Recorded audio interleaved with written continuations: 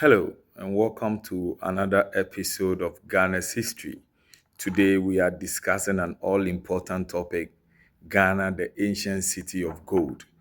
Gold have been mined in Ghana since ancient time, and today we want to establish that fact that, in fact, gold has been in existence in the Gold Coast or in Ghana since the ancient days. We've discovered five incidents or five historical facts that shows that gold was mined even in ancient days in Ghana.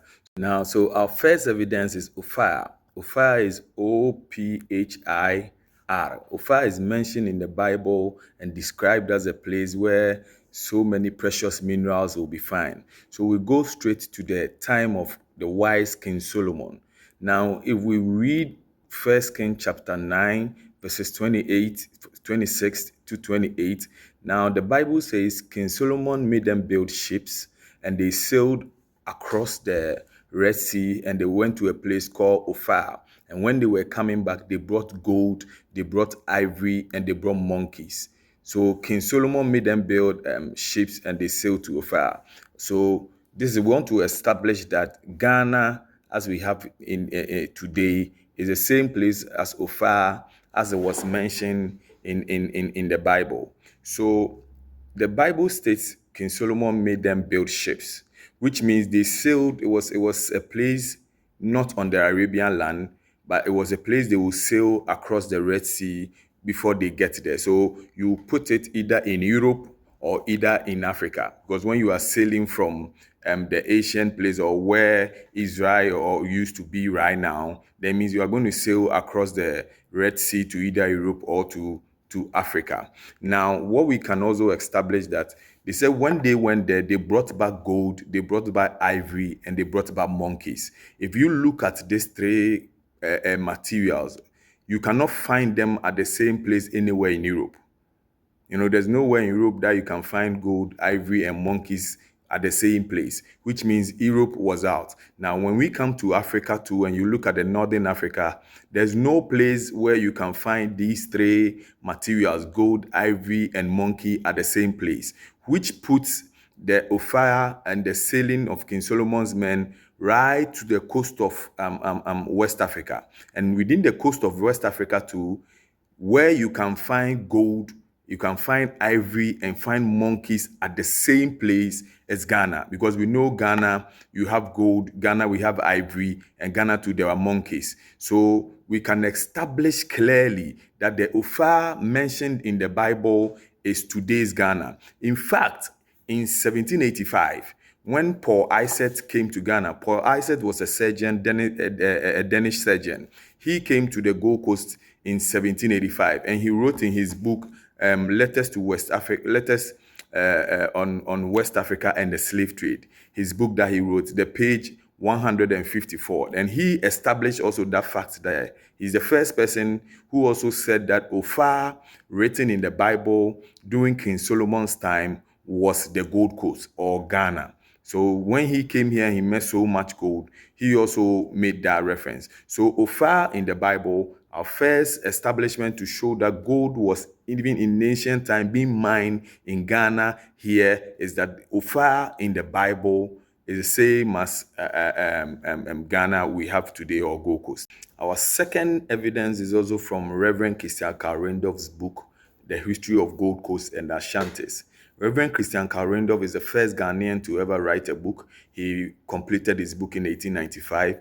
He said it took him 30 years to do all the compilation across the Gold Coast to be able to write that book. So he started somewhere in 1850 and completed in 1895. So Reverend Christian Carl Randolph, we are picking the second evidence from him. We are going to use the Bible to really establish the facts that he tried to make in his book. So the second evidence too is from Pharaoh Necho. Now, when we read the Second Kings chapter 23, now it talks about how Pharaoh Necho killed King Josiah, the king of Judah.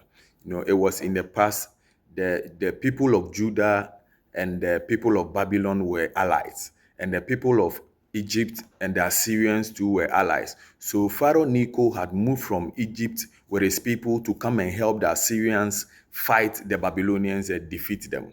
But on his way coming, King Josiah also rushed and met him. And Pharaoh Necho killed King Josiah.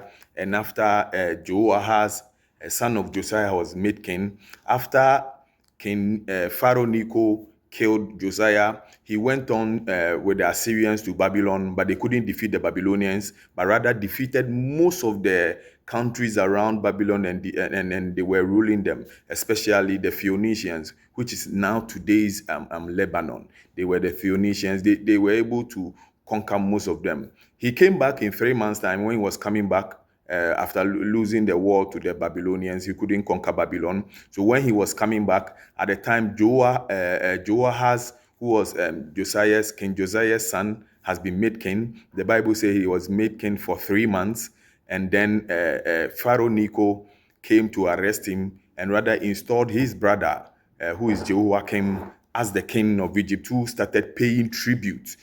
This is also to establish the fact that Pharaoh Necho was able to take over the countries around Egypt, including around Israel, including Judah and all of them, and they were all paying tribute to Pharaoh Necho. Now, after Pharaoh Necho defeated the Israelites and the Phoenicians, and he became the master of all the countries there. The Phoenicians were also maritime experts. So Pharaoh Necho was one of the pharaohs who commissioned an expedition, an exploration on the seas around Africa. He commissioned a maritime exploration around Africa, and the writing says they came to West Africa and they found gold, and where on the West African coast, the only place that you can find gold on the West African coast was Ghana. So this is another second reason to show that gold was being mined. Then Pharaoh Necho's time was 625 before Christ. So even 625 before Christ, gold was still being mined at the Gold Coast or in Ghana. So this is the second evidence that gold was being mined in Gold Coast during Pharaoh Necho's time. Our third discovery is also from Reverend Christian Carl Randolph's book, History of Ashanti and the Gold Coast. And he mentioned Hanno the Navigator. Hanno the Navigator of Carthage. Hanno was from Carthage. The Carthaginians was one of the huge civilizations that emerged in Africa. It used to be where Tunisia is today. That's where Carthage is. Where Tunis is, that's where Carthage was situated. The Carthaginians were the only civilization to invade Rome. General Hannibal, and General Hannibal's father is also Hanno the Navigator. History says Hanno was one of the aristocrats of his time. He did the explorations across the ocean, and he documented all the places that he went to, all the places that he traveled to. Hanno the Navigator documented them. So history says he traveled from Carthage with 60 ships and 30,000 men and women. They wanted to go out and find wealth and establish cities so that they can be bringing money, to the city of Carthage. His writings also documented that when they got to the coast of West Africa, they also discovered gold. They discovered more precious materials. And again, on the West African coast, where you could find gold at that time was in Gold Coast. So again, this is the third reason or third discovery that gold was being mined in the ancient time, during the Carthaginians, during the Egyptian era, during King Solomon's era. Gold was being mined in West Africa or in Gold Coast or in Ghana. So gold has been in existence for a very long time. Our fourth discovery to show gold was being mined since in the ancient time till now. Now we come to 1324, during the time of Mansa Musa. Now in 1324, after Mansa Musa had been converted, he was converted to Islam. He took his pilgrimage from the kingdom of Mali to Mecca, like every Muslim does, to become an Alhaji. And on his way, he took 500 slaves. And all these 500 slaves, every single one of them was carrying gold. Now, Egyptian writers, they were the ones who documented what Mansa Musa did when he got to Egypt. What he did was every other single individual that Mansa Musa met, Mansa Musa dashed the person gold. He gave them free gold. to the and 10 years later, the records was that he has given so much gold in Egypt that everybody in Egypt had gold. So the inflation in Egypt was even got messed up. Even 10 years after he undertook the pilgrimage, as in 1334, there was still inflation high in Egypt because of what Mansa Musa had done in 1324. And this rumor spread across the whole world. It's no surprising that when you go to some of the museums in Spain, Mansa Musa, they have Mansa Musa's pictures, and he's being referred to as the wealthiest man to ever live. When Mansa Musa undertook this exercise and shared too much gold, it was rumored across the globe that Mansa Musa has a fountain of gold. That Mansa Musa, again, let me repeat it, has a fountain of gold. And his fountain of gold is located at the southern coast of the Mali Empire. You know, his fountain of gold is located at the southern coast of the Mali Empire. And the southern coast of the Mali Empire, too, we know that's where Ghana is. And these facts that I'm giving now, when you read Martin Meredith, Fortunes of Africa, he also talked about it there, that on Mansa Musa and what he did and what pushed the Europeans to come and look for the source of Mansa Musa's gold. So when the rumors went around that there was so much gold, it was one of the reasons that pushed the Europeans to come. So even during Mansa Musa's time, the source of gold for the Mali Empire, for the Ghana Empire, all of them were sourced from Gold Coast or Ghana. Now, our fifth and final discovery that we made in our history to show that Ghana is an ancient city of gold. Gold have been mined in Ghana for so many years is when the Europeans were coming to Africa. In fact, it was after Mansa Musa's pilgrimage that motivated the Europeans more to come and look for the source of Mansa Musa's money. Because at the time, the exercise he undertook, they've never seen it. So the reasons why the Europeans came to the sub-Saharan Africa, we have three loud established ones. The first one was to convert as many as they can to Christians.